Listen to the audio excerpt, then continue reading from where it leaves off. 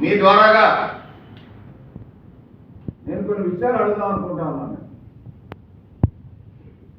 ఋషికొండ దగ్గర హరిత రిసార్ట్స్ పేరుతో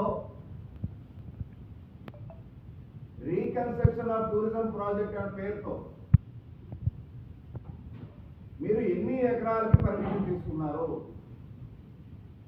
కేంద్ర పర్యావరణ అటవీ మంత్రిత్వ శాఖ దగ్గర నుంచి మీరు జీవీఎంసీకి ఏ బిల్డింగ్ నిర్మాణం కోసం అనుమతుల కోసం మీరు పెట్టారు?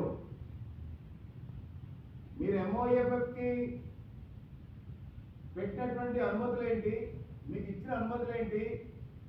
మీరు జీవీఎంసీ పెట్టిన ప్రతిపాదనలు ఏంటి? మీరు చేపట్టిన నిర్మాణాలు ఏంటి?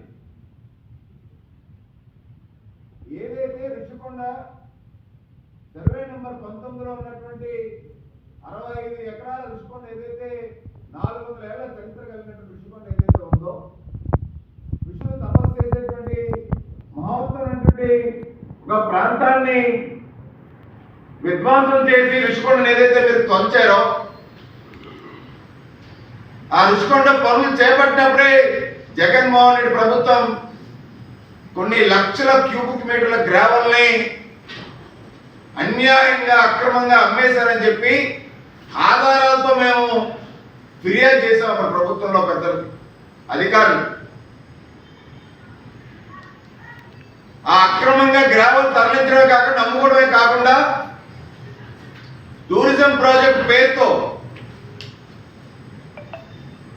అక్కడ ఏవైతే నిర్మాణ పనులకి కాంట్రాక్ట్ ఇచ్చారో డిఈసి డెక్ అనేటువంటి కంపెనీకి ఏ ప్రాతిపదికన డెక్ కి మీరు అంత పెద్ద ప్రాజెక్ట్ మీరు అప్పగించారని చెప్పి కూడా అడిగాం మేము. నిర్మాణ పనులు టూరిజం కోసం తీసుకొచ్చి టూరిజం భవనాలు కడతానని చెప్పి తీసుకొచ్చినటువంటి భవనాలు మీరు జగన్మోహన్ రెడ్డి ప్యాలెస్ కోసం అక్కడ నిర్మించిన భవనాలు కాదా? మీరు అందరూ చూశారు, మీరు మీడియా మిత్రులు అందరూ చూశారు.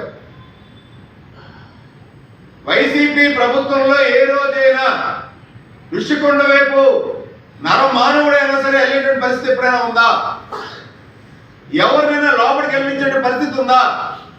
ప్రజాధనంతో ప్రభుత్వం కడుతున్నటువంటి భవనాలు, టూరిజం ప్రాజెక్టు, ఒక హరిత రిసార్ట్స్ ఉండేటువంటి ప్రాంతాన్ని కనీసం ఎవ్వరూ కూడా వెళ్ళి సందర్శించేటువంటి పరిస్థితి ఏ రోజు కూడా అక్కడ లేదు.